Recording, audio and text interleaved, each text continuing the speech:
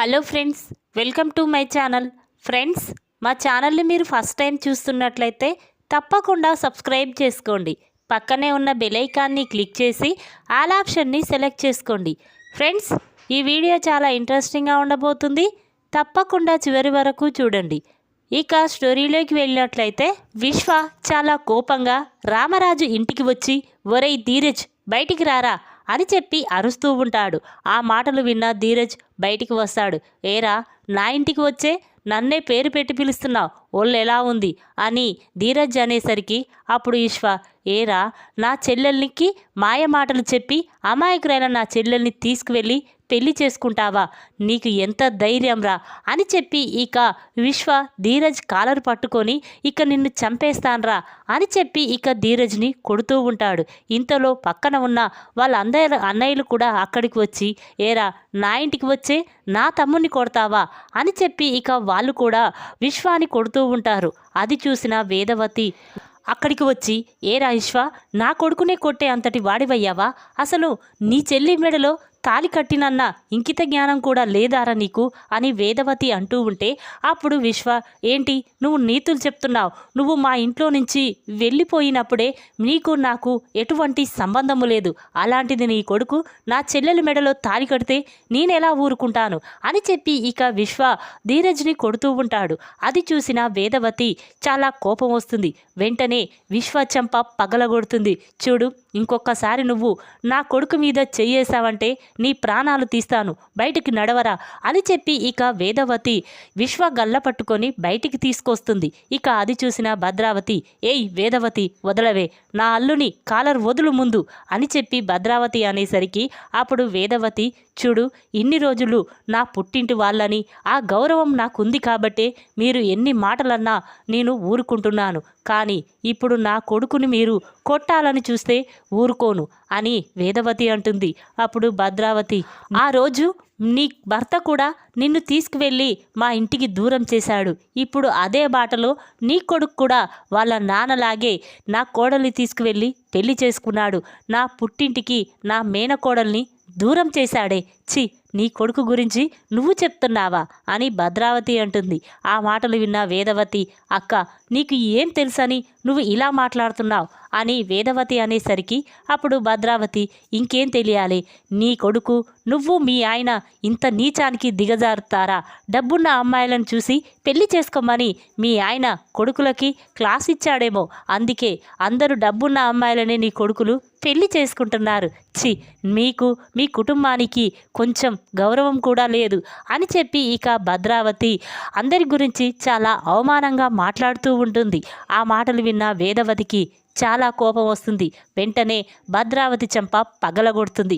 అసలు నీకు ఏం తెలుసని ఇలా మాట్లాడుతున్నావు? అసలు ఏం జరిగిందో తెలుసా? ప్రేమ గురించి అసలు నిజం నీకు తెలిస్తే నువ్వు ఇలా మాట్లాడవు అని చెప్పి వేదవతి అంటుంది. ఆ మాటలు విన్న భద్రావతి, ఏంటే నన్నే కొడతావా?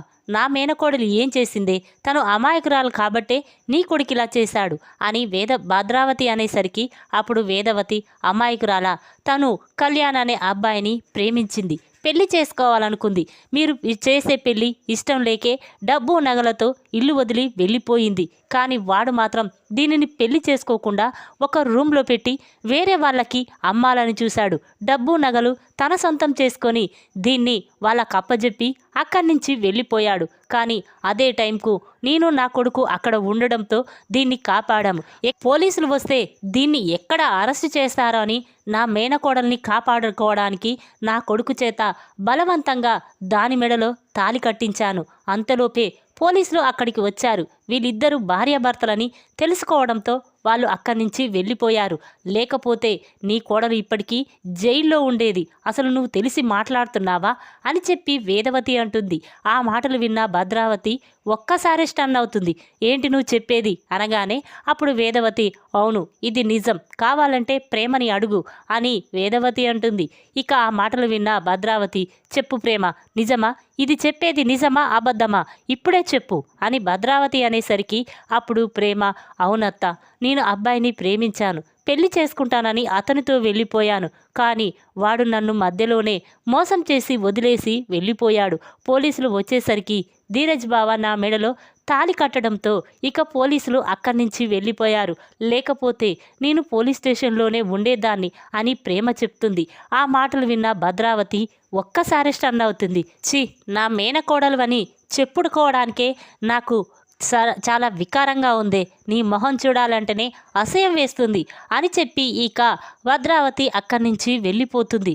వేదవతి మాటలు విన్న రామరాజు ఒక్కసారి స్టన్ అవుతాడు. ఇక వెంటనే వేదవతి దగ్గరికి వచ్చి, ఏంటి నువ్వు చేసిన పని? నా కొడుకుల చేత ప్రేమ పెళ్ళిళ్ళు చేయించుకోవద్దని నేను మాట తీసుకున్నాను, కానీ నా మాట కాదని నువ్వు నీ మేనకోడలి మెడలో నా కొడుకు చేత తాళి కట్టించావు. అందరి ముందు నన్ను అవమానించావు. అంటే నా మాట అంటే లెక్కలేదా? ఇప్పటికే నువ్వు ఆ ఇంటికి దూరమయ్యి ఎంత బాధపడుతున్నావో, నన్ను ఎలా అవమానిస్తున్నారో చూసావు కదా. అదే అవమానం ఇప్పుడు నా కొడుకు కూడా పడుతున్నాడు. అదంతా నువ్వు నీ మేనకోడలు చేయబట్టే కదా అని రామరాజు అంటాడు. ఆ మాటలు విన్న వేదవతి వెంటనే రామరాజు కాళ్ళకి దండం పెట్టి, అది కాదండి, నన్ను క్షమించండి. ఆ టైంలో నా మేనకోడల్ని రక్షించుకోవాలంటే ఇదే సరైన మార్గం. అందుకే నేను ఇలా చేశాను. ఈ నిజం మీకు ఎక్కడ తెలిసిపోతే నువ్వు ధీరజ్ని ఇంట్లో నుంచి బయటికి గెంటేస్తావని నేను చెప్పలేదు. అయినా ఇదంతా చేసింది నేనే. ఈ నిజాన్ని నీకు చెప్పొద్దని ధీరజ్ కూడా చెప్పాను. కానీ నర్మదా మాత్రం, అత్తమ్మ, నువ్వు మామయ్యకి ద్రోహం చేస్తే తట్టుకోలేడని ఈ నిందని ధీరజ్ మీద వేసుకున్నాడు అని చెప్పి వేదవతి అంటుంది. ఈ విధంగా ధీరజ్ ఏ తప్పు చేయలేదని జరిగిన విషయం మొత్తం కూడా వేదవతి రామరాజుకు చెప్తుంది. ఈ విధంగా రామరాజుని అవమానించిన భద్రావతి చెంప పగలగొట్టి అసలు నిజం చెప్పిన వేదవతి. ఈ వీడియో కనుక మీకు నచ్చినట్టయితే లైక్ చేయండి. మరిన్ని వీడియోల కోసం మా ఛానల్ని తప్పకుండా సబ్స్క్రైబ్ చేసుకోండి. Thanks for watching.